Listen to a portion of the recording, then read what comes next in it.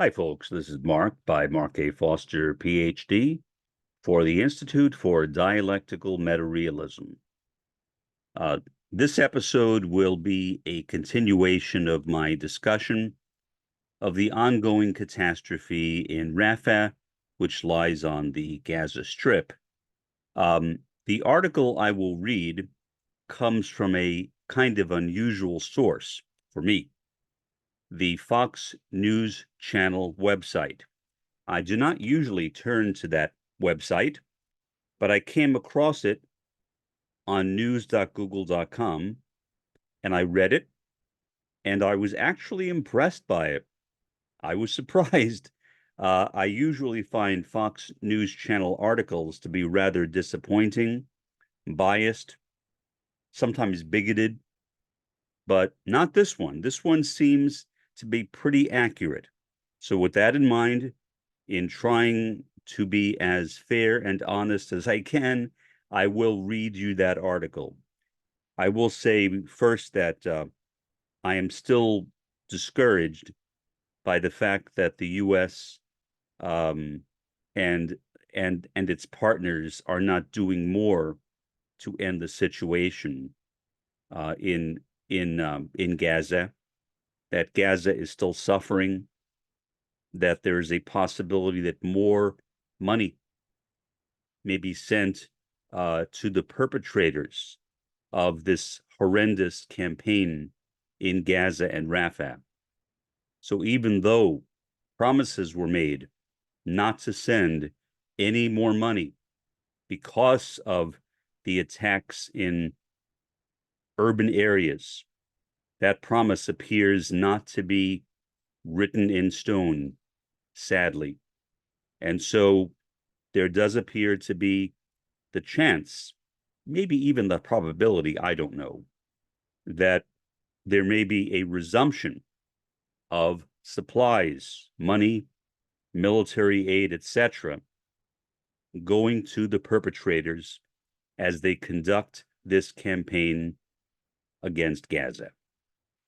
With that said, I will put on my spectacles and read for you the headline of the article, as well as the information on the author, and then go into reading the article. The headline: Israel announces additional troop deployment in Rafah amid warning from Biden administration. The subhead: President Biden warned Israel not to conduct a full invasion of Rafah. Dateline: Anders Hagstrom, Fox News, May 16th, 2024, which is today. Here is the article. Israel plans to deploy additional troops to assist with operations against Hamas in Rafah, Israeli Foreign Minister Yoav Gallant announced Thursday. Gallant said Israeli operations have already successfully destroyed multiple Hamas tunnels in the area. The deployment of troops comes as President Biden has warned that the U.S. will pause military aid if Israel moves forward with a full-scale operation in Gaza. This operation will continue as additional forces arrive. Several tunnels in the area have been destroyed by our troops, and additional tunnels will be destroyed soon. This activity will intensify, Gallant said. Hamas is not an organization that can reorganize. It does not have reserve troops. It does not supply stocks, and no ability to treat the terrorists that we target. The result is that we are wearing Hamas down. Israel began ramping up its attacks in both Rafah and northern Gaza earlier this week. Israeli Defense Forces, the IDF, troops secured a Hamas training ground in eastern Rafah on Wednesday, recovering troves of equipment and vehicles that Hamas had used to simulate combat with Israeli forces. Biden issued the ultimatum regarding Rafah operations last week, but he also approved $18 billion in funding for Israel. Israel has so far backed off from an all-out assault, resorting to more precise strikes.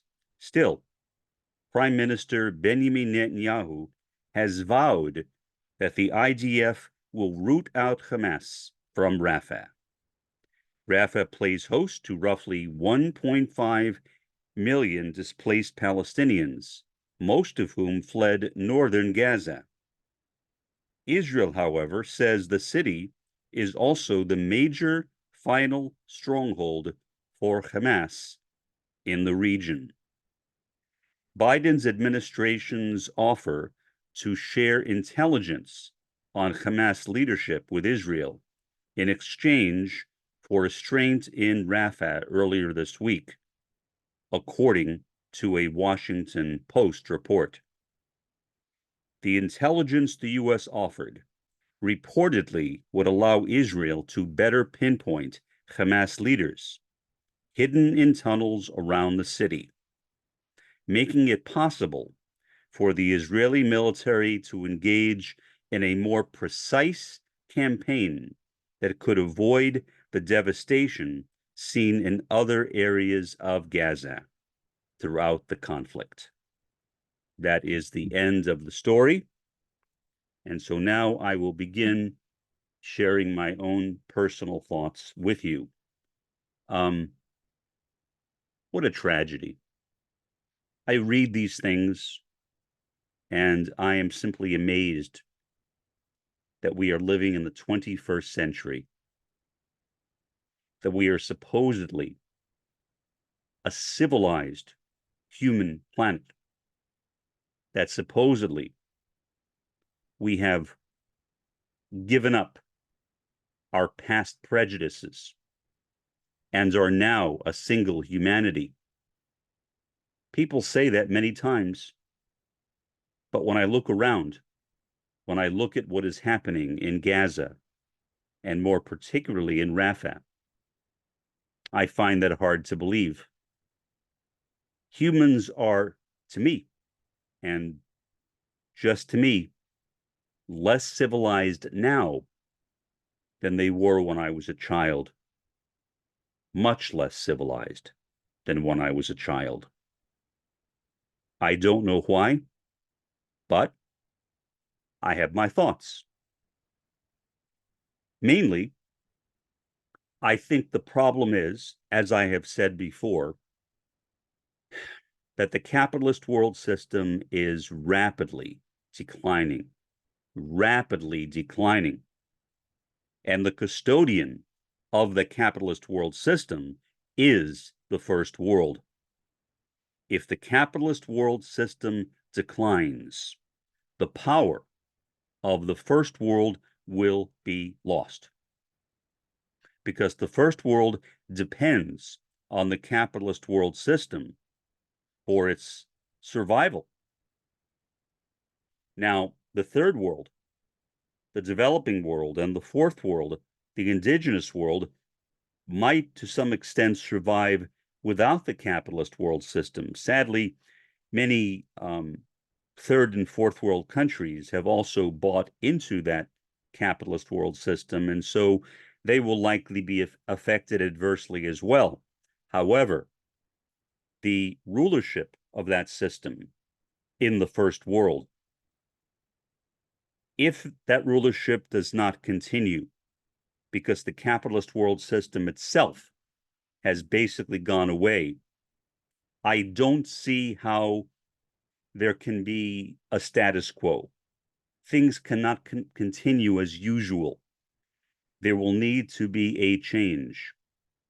And I hope that the change which occurs, if indeed a change does occur, and we have no guarantees of anything, will be that when the first world declines, when the first world loses its power, that a third world and a fourth world, empowered by the disintegration of the first world, by the loss of status, by the loss of prestige, by the loss of wealth, by the loss of power in the first world, may then rise up and begin struggling for a socialist or communist world system.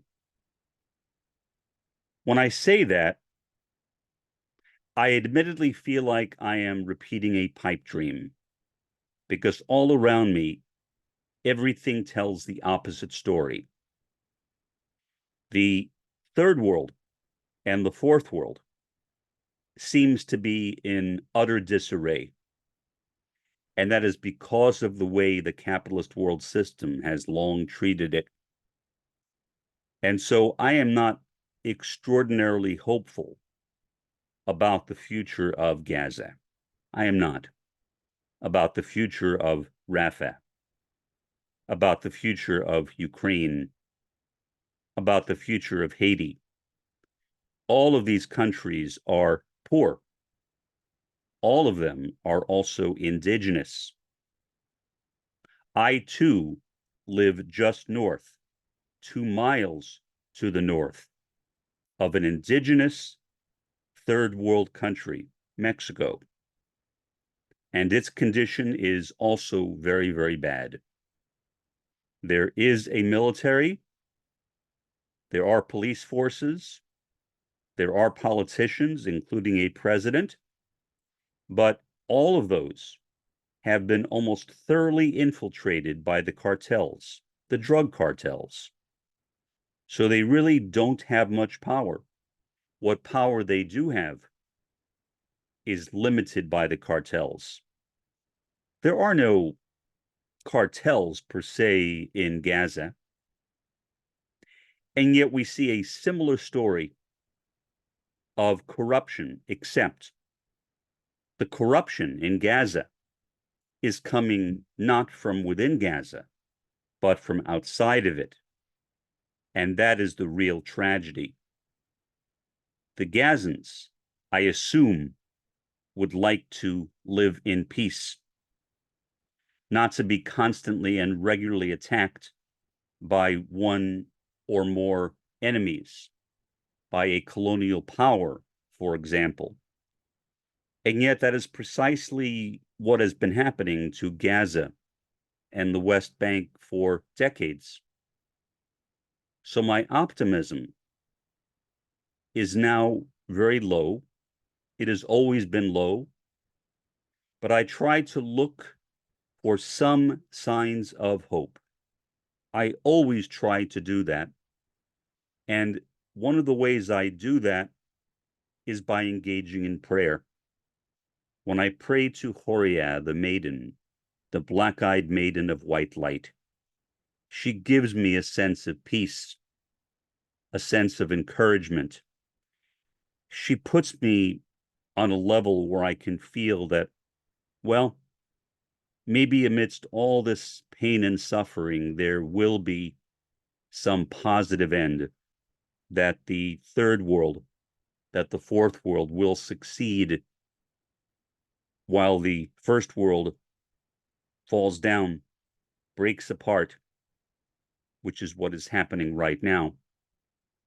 Countries generally do not conduct wars unless they are afraid. Fear is one of the major driving forces behind war. And so when I see Gaza being attacked, my conclusion is that the combatants are afraid. Afraid of what? I don't know exactly. I guess afraid of losing their power.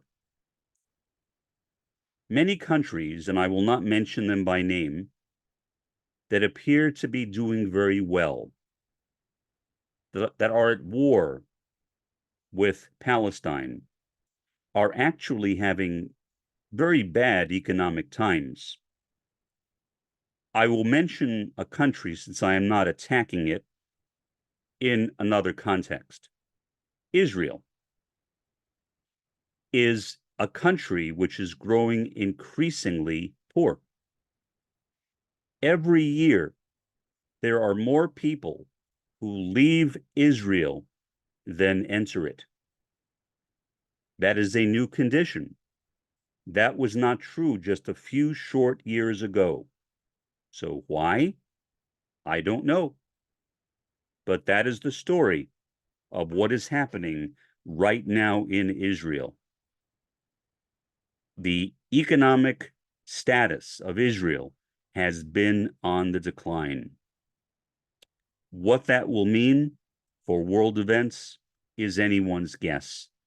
But I hope that the world will be better if it is placed into the hands of the third and fourth worlds. For the time being, this has been Mark by Mark A. Foster, Ph.D., for the Institute for Dialectical Metarealism. Have a pleasant day and an even better day tomorrow.